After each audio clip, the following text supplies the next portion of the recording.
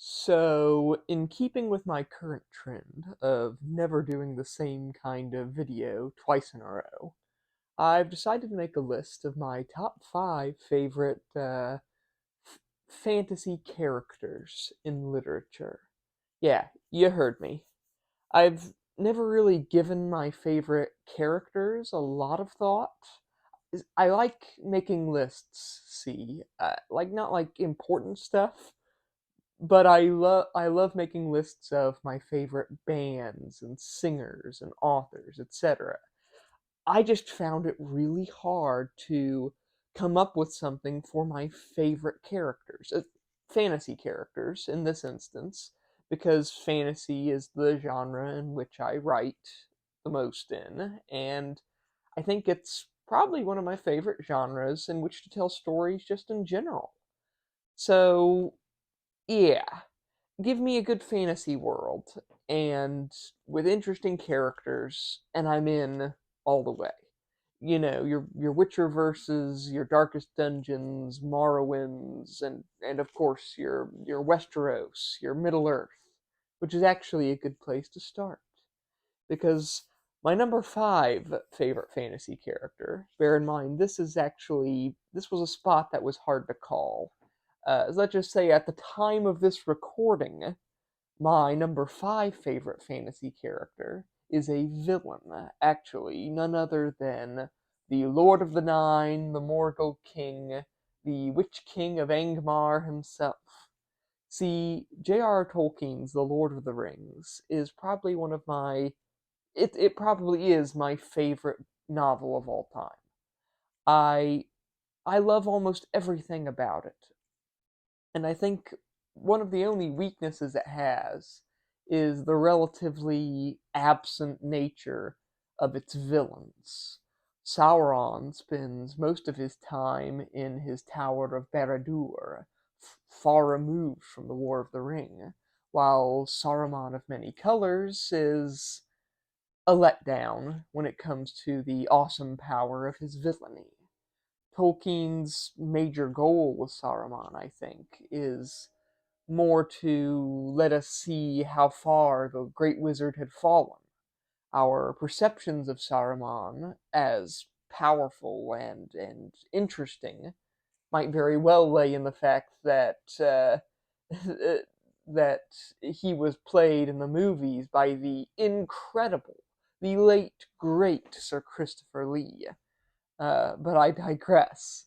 See, where Saruman falls short, that's where our Lord of Carrion enters the picture. The Witch King of Angmar is dangerous and intelligent and a powerful sorcerer, as well as a melee fighter. He is never torn down or made a fool of like other villains in the series, and he uses every dirty trick at his disposal to win the day. It's what makes it such a heroic moment for Eowyn to defeat him. When the Witch King takes the field, men tremble and they pray, but not the Shield Maiden of Rohan. That's what makes it such a good scene, and what makes the Witch King such a great character. Number 4 on my list is Fritz Leiber's The Grey Mouser. You know, after his Fafhrd in the Grey Mouser stories. And you didn't see that one coming, did you? See, I'm not a major fan of Leiber's stories themselves. They're a bit far out for me personally, a bit weird. Nothing against the man; he was a terrific writer. And I think where he excelled the most was characters. The Mouser is cunning and quick-witted. He's a growing person, and with his knowledge of swordsmanship as well as magic, he makes for a very versatile and interesting character. He's always a delight to read about. This small, smart-mouthed thief who, nevertheless, has a heart full of empathy and kindness. Number 3 on my list is another villain, actually. I say villain. He's more like a force of nature, and that is from Margaret Weiss and Tracy Hickman's Dragonlance series, Lord Soth. See, I was torn between Lord Soth and Raistlin Magir for this spot, actually. But Lord Soth, I think, he has a sort of an aura of menace and sadness that only an excellent character can achieve. He is the Witch King and Darth Vader rolled into one, with a backstory as tragic as it is twisted. He is a Death Knight, born of very human emotions. The evil that we see in Lord Soth is not some nebulous desire to cause harm, but instead it is born of infatuation and depression. We've met people like Lord Soth in our lives, and it makes us terrified that he has such power. He is a brilliant character. And speaking of brilliant characters, let us move on to number 2, Sir Jaime Lannister. That's right, the sister-loving, child-killing smartass himself, who somehow manages to redeem himself, or at least begins to, in the eyes of many readers across the world. Jaime is perhaps the definition of a complex character, having this desire to do good, only to be snatched away from him by his duty to the realm, his duty to his father, his duty to his sister.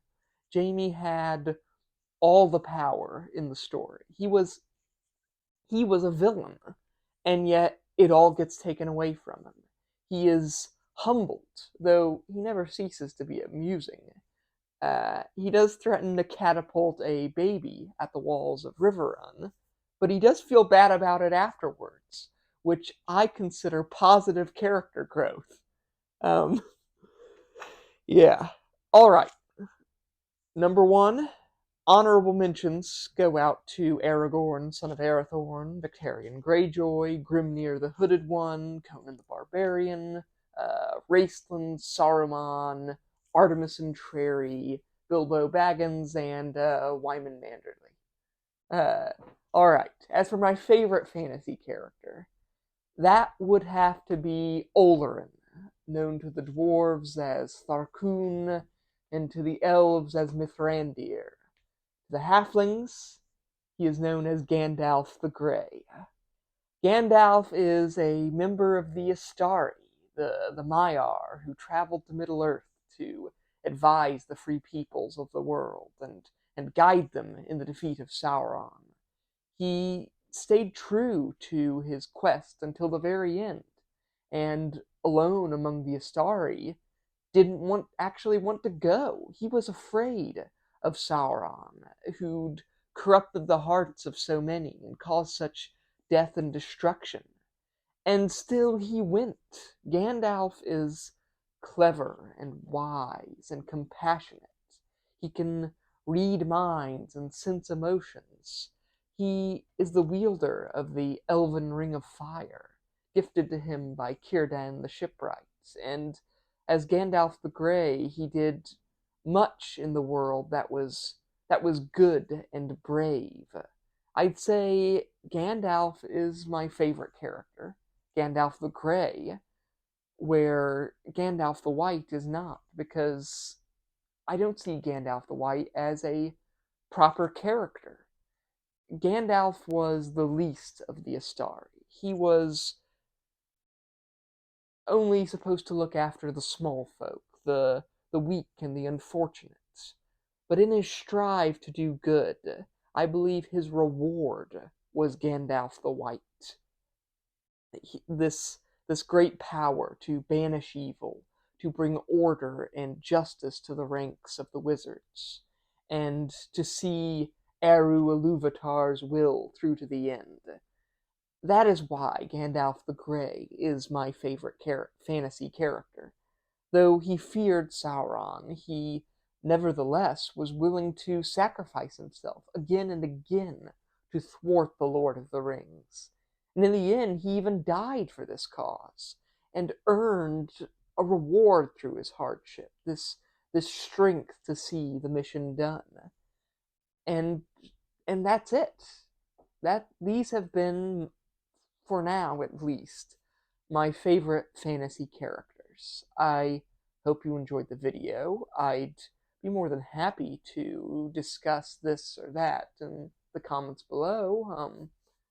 Like and subscribe, and if you like the weird stuff I do here, uh, I'll have more for you soon. Bye bye for now.